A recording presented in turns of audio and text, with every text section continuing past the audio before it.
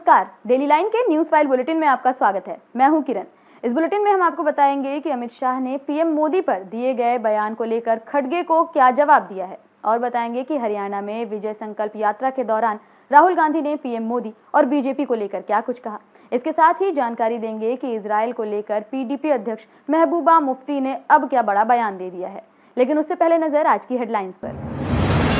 अमित शाह ने खड़गे को दिया जवाब, कहा पार्टी नेताओं से ज्यादा शर्मनाक बयान देते हैं कांग्रेस अध्यक्ष, हमारी प्रार्थना है वे अनेक सालों तक जीवित रहें। हरियाणा में राहुल गांधी की विजय संकल्प यात्रा शुरू, प्रियंका गांधी भी रही मौजूद, कांग्रेस नेता यात्रा 2 अक्टूबर को होगी खत्म। तिरुपति मंदिर के प्रसादम मामले में सुप्रीम कोर्ट ने की सुनवाई, पीठ ने राज्य सरकार को लगाई फटकार, कहा कम से कम भगवान को तो राजनीति से रखें दूर। पीडीपी अध्यक्ष महबूबा मुफ्ती ने फिर दिया बड़ा बयान, इजरायल के पीएम बेंजामिन नेतन्याहू को हिटलर के बाद बताया सबसे बड़े आतंकवादी, कहा इस यहूदी नेता ने फिलिस्तीन और लेबनान को गैस चेंबर में बदल दिया। दादा साहेब फाल्के पुरस्कार से सम्मानित किए जाएंगे मिथुन चक्रवर्ती, 8 अक्टूबर को मिलेगा सम्मान, 350 से ज्यादा फिल्मों में कर चुके हैं काम। चर्चा करेंगे खबरों की विस्तार से, रुख करेंगे पहली खबर की ओर। केंद्रीय गृह मंत्री अमित शाह ने आज कांग्रेस अध्यक्ष मल्लिकार्जुन खड़गे के पीएम मोदी के खिलाफ दिए गए बयान का जवाब दिया है। उन्होंने सोशल मीडिया के प्लेटफॉर्म एक्स पर एक पोस्ट शेयर की, जिसमें अमित शाह ने कहा कि कांग्रेस अध्यक्ष अपनी पार्टी के नेताओं से ज्यादा शर्मनाक बयान देते हैं। हमारी प्रार्थना है कि वे बहुत सालों तक जीवित रहें और 2047 तक विकसित भारत का निर्माण होते देखें। दरअसल कठुआ में एक रैली के दौरान कांग्रेस अध्यक्ष मल्लिकार्जुन खड़गे की तबीयत अचानक बिगड़ गई थी। वे भाषण देने के दौरान ही बेहोश हो गए थे। इसके बाद खड़गे लौट कर आए और कहा था कि मैं 83 साल का हो गया हूँ, लेकिन इतनी जल्दी मरने वाला नहीं हूँ। जब तक मोदी को हटाएंगे नहीं, मैं जिंदा रहूंगा, आपकी बात सुनता रहूंगा, जम्मू कश्मीर को पूर्ण राज्य का दर्जा दिलाने की बात रखता रहूंगा। इसी बयान पर अब गृह मंत्री ने पलटवार किया है। बढ़ेंगे अगली खबर की ओर। कांग्रेस नेता राहुल गांधी ने आज से हरियाणा में विजय संकल्प यात्रा की शुरुआत की है। इस मौके पर राहुल गांधी की बहन और कांग्रेस की राष्ट्रीय महासचिव प्रियंका गांधी भी मौजूद रही। ये यात्रा नारायणगढ़ से शुरू होकर कुरुक्षेत्र के थानेसर में समाप्त हुई। राहुल गांधी की ये विजय संकल्प यात्रा 3 दिन तक चलेगी, जो 2 अक्टूबर को खत्म होगी। यात्रा की शुरुआत करते हुए राहुल गांधी ने कहा कि हरियाणा में अडानी की सरकार नहीं चाहिए, यहाँ किसानों मजदूरों की सरकार बनेगी। कांग्रेस नेता ने आगे कहा कि हरियाणा में सरकार बनेगी तो 36 बिरादरी की सरकार बनेगी, सबकी सरकार बनेगी, सबकी बराबर भागीदारी होगी। ये जो छोटी मोटी पार्टियां हैं, ये बीजेपी की हैं। लड़ाई बीजेपी और कांग्रेस के बीच में नहीं है, लड़ाई सिर्फ विचारधारा की है। उन्होंने अग्निवीर योजना को लेकर कहा कि ये स्कीम जवानों की पेंशन चोरी का तरीका है। राहुल गांधी ने आगे कहा कि हरियाणा में कांग्रेस की सरकार आएगी तो यहाँ पर बदलाव आएगा, फिर दिल्ली में सरकार आएगी तो गरीब लोगों की जेब में पैसा भेजूंगा, जहाँ भी मुझे मौका मिला मैं इसे पूरा करता रहूंगा। रुक करेंगे अगली खबर का। जम्मू कश्मीर के पूर्व मुख्यमंत्री और पीडीपी अध्यक्ष महबूबा मुफ्ती ने आज एक बार फिर से बड़ा बयान दे दिया है। उन्होंने इजरायल के प्रधानमंत्री बेंजामिन नेतन्याहू को एडोल्फ हिटलर के बाद सबसे बड़ा आतंकवादी करार दिया है। महबूबा ने कहा कि यहूदी नेता नेतन्याहू ने फिलिस्तीन और लेबनान को गैस चैम्बर में बदल दिया। महबूबा मुफ्ती ने आगे कहा कि इंटरनेशनल क्रिमिनल कोर्ट ने नेतन्याहू के खिलाफ फैसला सुनाया है। लेबनान पर हमले ने साबित कर दिया है कि वे अपराधी हैं।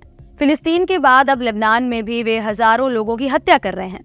वहीं नसरल्लाह को शहीद कहने पर बीजेपी के विरोध को लेकर महबूबा ने कहा कि वे फिलिस्तीन के लोगों के लिए नसरल्लाह के लंबे संघर्ष के बारे में नहीं जानते हैं।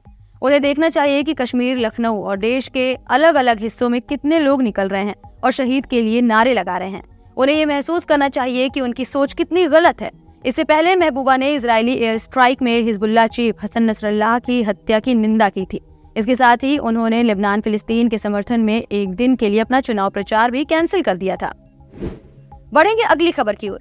महाराष्ट्र की शिंदे सरकार ने देसी गाय को राज्य माता का दर्जा देने का ऐलान किया है। इसके साथ ही ऐसा करने वाला महाराष्ट्र देश का पहला राज्य बन गया है।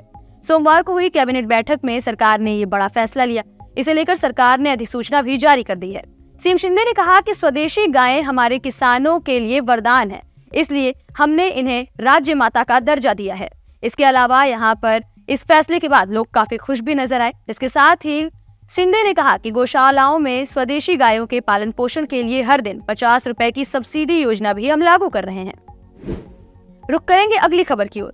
तिरुपति मंदिर के प्रसादम में गड़बड़ी मामले में सुप्रीम कोर्ट ने आज सुनवाई की। जस्टिस BR गवई और KV विश्वनाथन की बेंच ने केस पर सुनवाई करते हुए कहा कि जब प्रसाद में पशु चर्बी होने की जांच सीएम चंद्रबाबू नायडू ने एसआईटी को दी, तब उन्हें मीडिया में जाने की क्या जरूरत थी? कम से कम भगवान को तो राजनीति से दूर रखें। पीठ ने कहा कि जुलाई में लैब रिपोर्ट आई, मुख्यमंत्री एसआईटी जांच के आदेश देते हैं और फिर सितंबर में मीडिया के सामने बयान दे देते हैं। कोर्ट ने कहा कि एक संवैधानिक पद पर बैठा व्यक्ति ऐसा कैसे कर सकता है? कोर्ट ने तिरुपति मंदिर की ओर से पेश हुए वकील से पूछा, इस बात के क्या सबूत हैं कि लड्डू बनाने में दूषित घी का इस्तेमाल किया गया था? इस पर उन्होंने कहा कि हम जांच कर रहे हैं। इसके बाद जस्टिस गवई ने पूछा कि फिर तुरंत प्रेस में जाने की क्या जरूरत थी? आपको धार्मिक भावनाओं का सम्मान करना चाहिए। करीब 1 घंटे की सुनवाई के बाद कोर्ट ने कहा कि मामले की जांच एसआईटी से ही कराएं या किसी स्वतंत्र जांच एजेंसी से। इसके लिए सॉलिसिटर जनरल तुषार मेहता से हम सुझाव चाहते हैं। वहीं अब इस मामले की अगली सुनवाई 3 अक्टूबर को होगी। रुक करेंगे अगली खबर का। मशहूर अभिनेता मिथुन चक्रवर्ती को इस साल दादा साहब फाल्के अवार्ड से नवाजा जाएगा। केंद्रीय मंत्री अश्विनी वैष्णव ने आज ये ऐलान किया। 8 अक्टूबर को आयोजित होने वाले 70वीं नेशनल फिल्म अवार्ड सेरेमनी में मिथुन दा को फिल्म जगत के सबसे बड़े सम्मान से नवाजा जाएगा। मिथुन दा ने अपनी जिंदगी में करीब 5 दशक भारतीय सिनेमा को दिए हैं। अपने फिल्मी कैरियर में उन्होंने बांग्ला, हिंदी, तमिल, तेलुगु, कन्नड़, उड़िया समेत भोजपुरी की लगभग 350 से ज्यादा फिल्मों में काम किया है। उन्होंने अपने फिल्मी कैरियर की शुरुआत 1976 में मंगिया फिल्म से की थी। अपनी पहली फिल्म के लिए उन्होंने नेशनल अवार्ड भी जीता था। इसके बाद 1982 में आई डिस्को डांसर से उन्हें बड़ी पहचान मिली। मिथुन को 3 बार नेशनल अवार्ड मिल चुका है। उन्हें जनवरी 2024 में पद्मश्री से भी सम्मानित किया गया था।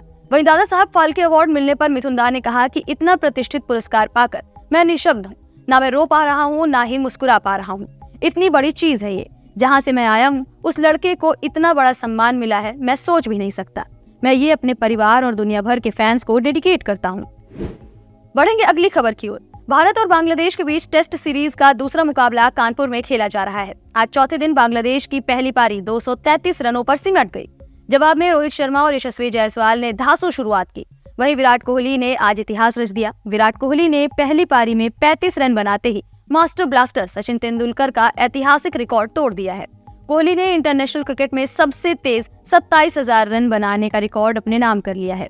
इससे पहले यह रिकॉर्ड सचिन तेंदुलकर के नाम था। उन्होंने 623 पारियों में उपलब्धि हासिल की थी। कोहली ने अब 535 इंटरनेशनल मैच में 594 पारियों में ये रिकॉर्ड अपने नाम कर लिया है।